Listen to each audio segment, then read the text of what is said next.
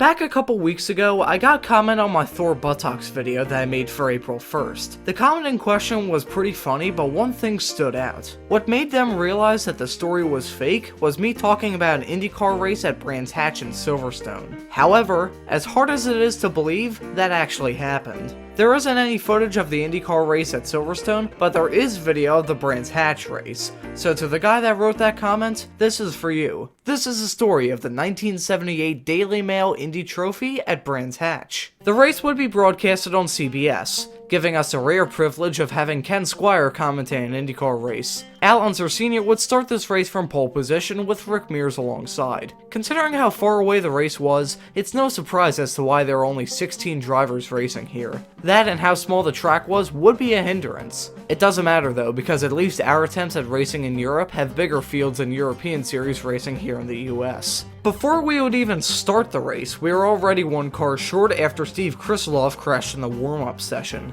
At the start of the race now, and pole sitter Al Unser Sr. almost immediately ran into clutch issues, dropped back like a rock, and then pulled off the track after turn 1. Gordon Johncock and Rick Mears would battle for the lead until Danny Ungaius swooped in and took the lead from the both of them. He was still leading when Tom Bagley spun in turn 4 and brought the caution out. The fact that caution came out for a spin really shows you how oval-like the track was. Really, the only other road course that's like this ever was the old Meadowlands IndyCar track that they literally compared to an oval on the broadcasts. This would end up being the only caution of the day, and the fact it was for a spin really shows the talent level in this race. And it wasn't like these guys were taking it soft either. You saw that pass for the lead by Danny Ungaius earlier. These guys were driving their asses off. Danny Ungaius was easily driving the best, just straight up curb stomping the field with him leading the first 83 laps of the race. However, after he led his 83rd lap of the day, his gearbox crapped out and gave the lead and eventual win to Rick Mears. Ungaius' performance in this race was absolutely dominant, and had he sealed the deal, it would have been his 7th IndyCar win and the 6th of that year, but it never came to be.